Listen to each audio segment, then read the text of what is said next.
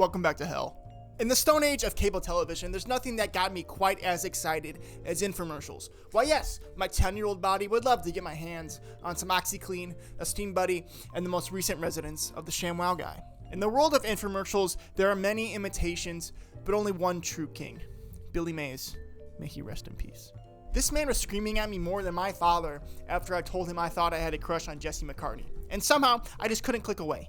Hi, Billy Mays here for OxyClean, the stain specialist. Billy had such a way with words that no one has been able to replicate.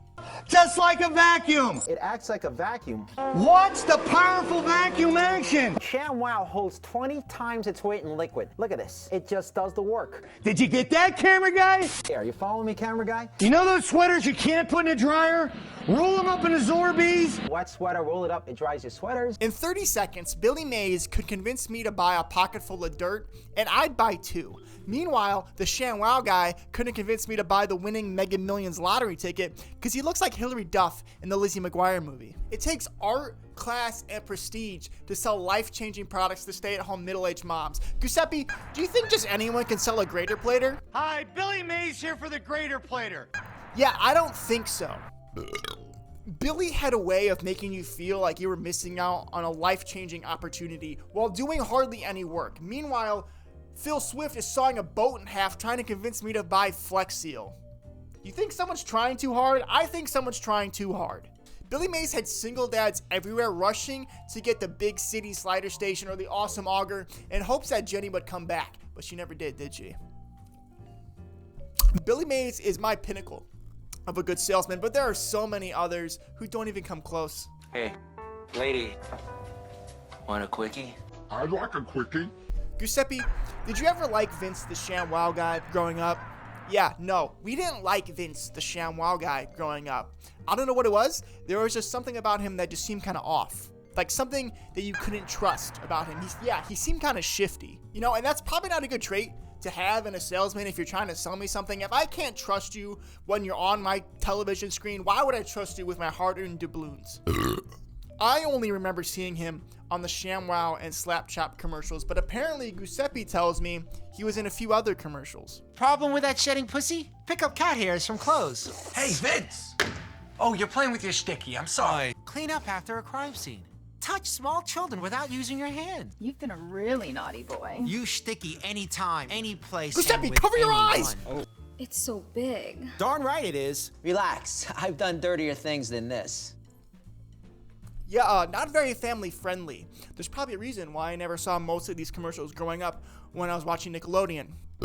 I don't know why the writing team was so adamant about putting so many sexual references into these commercials. It's not like it adds anything to the commercials or the products at all, and it just kind of adds to our point that he seems kind of shady and like someone you can't trust. Now, to be fair, some of the sticky clips were from the uncensored gag version. And I gotta say, after watching the gag version of the sticky commercial, I can kind of appreciate Vince a little bit for not taking himself or the product too seriously. It's like he acts like a person for the first time in his life. And while we were not too fond of Vince growing up, that's kind of funny to make fun of yourself and the product. Swifties, I got something to say. I saw this boat in half. Phil Swift is the Kmart Billy Mays. Don't interrupt me! Let me finish! Not only is Phil Swift the off-brand Billy Mays, but he's also unhinged. You want to put a nice even layer, let it set up. We're going to come back to this. Well, we let it dry. It's time to put on another coat. This clip is honestly anti-marketing. He's probably 3 cans of Flex Seal deep into that bucket, and it looks terrible. And he's just condescending the whole time. If you test it and there's still a little leak, you may need to add a few more coats. Oh yeah, if there's still a hole, add more. Really? Why would I stop? If I'm already spending $45 on Flex Seal to fix these chainsaw holes in the bucket, why would I stop halfway through and why wouldn't I try to fix it? Phil Swift has probably, most likely, the biggest antics I've ever seen in the commercial game, yet I've never wanted to buy a product less in my life. Right, actually, I take that back. I bought Flex Seal products as like a gag gift one year for Christmas. And Giuseppe, can you guess what they said about those products when they went to use them?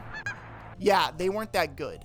Anyone who has to try this hard to sell something is compensating in some way. Why do the products need this much convincing? Oh, I can saw a boat in half, it's still going in the water. I can make a submarine out of a truck. I'm just trying to caulk around my toilet.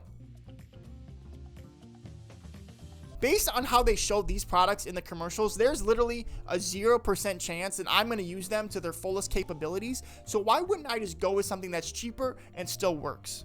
Giuseppe, answer a question for me. Have you ever seen a contractor using a Flex Seal product? Oh, shut up. You literally sit in my room all day. There's no way you've seen a contractor use a Flex Seal product. That was more of a rhetorical question. No, I've never seen a contractor use a Flex Seal product. Maybe because regular old spray paint, duct tape, and grout are good enough. Billy Mays is the one true infomercial salesman, and everyone else is just trying to get a slice of that Betty Crocker bacon-filled cake that he left behind. I never know how to end.